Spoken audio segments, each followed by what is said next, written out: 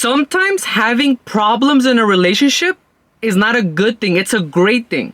Let me tell you why. Conflicts in a relationship is what allows you to determine if your principles, if your values are aligned with each other. This is the only way you can preserve and grow the relationship. And granted, sometimes you're not going to grow closer. Sometimes you're going to grow apart.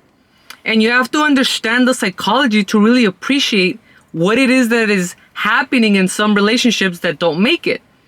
Now, what is it about a relationship that leads a woman to no longer trust her man, right? To no longer respect him.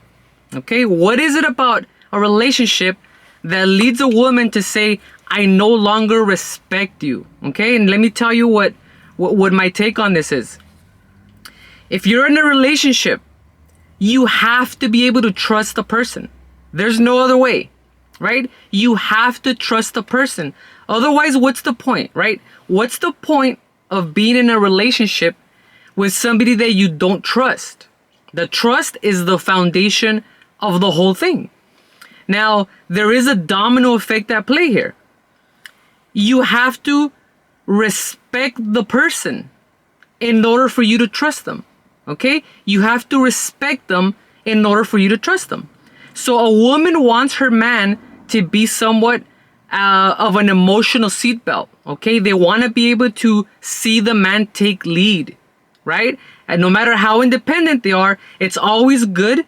It always feels good to surrender sometimes and just watch. A woman wants to watch her man take responsibility, right? Be a man with values. Be a man with dignity.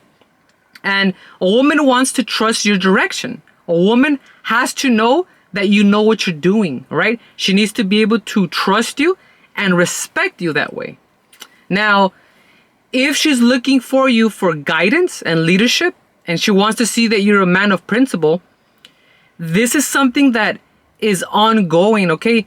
Trust is not something that you just check off a box and you complete.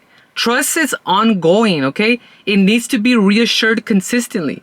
In other words, trust in a relationship requires maintenance. Respect in a relationship requires maintenance. You have to keep working on it, right? And the trust in a relationship will be tested. The trust in a relationship will be tested. Now, what is it that makes a woman stop respecting you?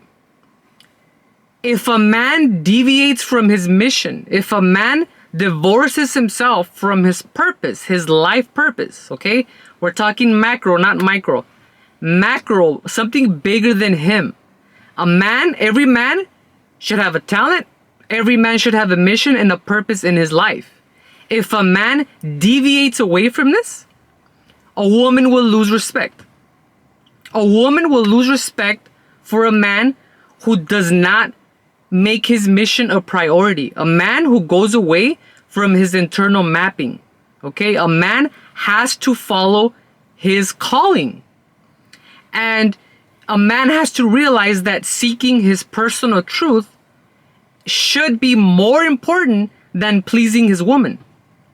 A man following his purpose should be more important than the relationship. Okay? A man following his calling is more important than the intimacy of the relationship. Now, I know a lot of people are not going to agree with what I just said. They can say, no, you're wrong, right? Let me tell you why this is the case. If you disagree, if you say, no, a man has to make his woman his priority.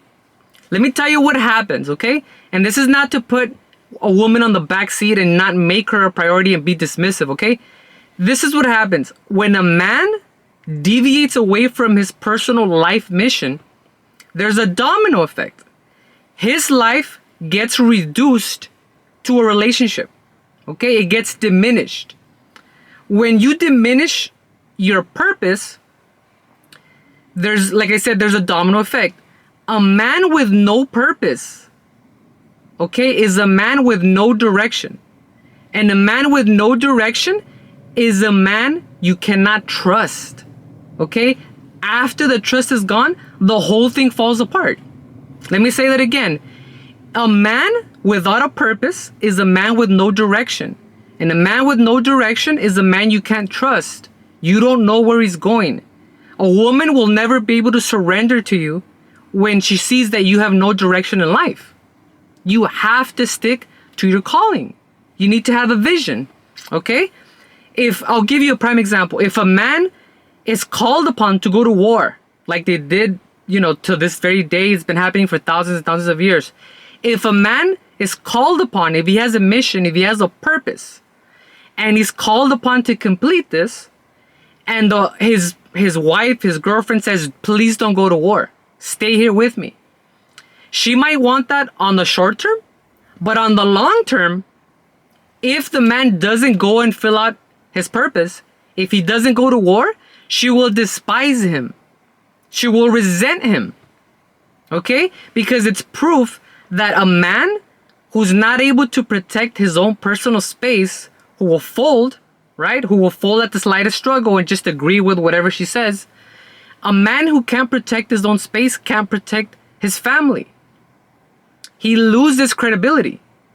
A man has to be able to be in service for something bigger than himself, not just his woman or his family. Okay? It's a macro, not a micro. A woman will resent you for this. If you yield, if you give in, and you make her your number one, in the long run, she will resent you for it. And it'll be very subtle, right? Eventually, it blows up, right? You have to be able to endure her emotional storms. If she yells at you, if she disagrees, if she's not content with what the decision you've made, you have to be able to withstand that. You have to be able to take the emotional storms thrown at you, because that the way you handle your woman's emotion is the reflection of how you handle the world. And she needs to see that you're grounded, that you can keep composure and follow your vision. If you deviate, she'll lose respect for you. She'll lose trust, and then the whole thing falls apart. So it's kind of a conundrum. It's counterintuitive, right? You want to please her, but by making her your priority, you're also sabotaging the relationship because you're compromising yourself in the process.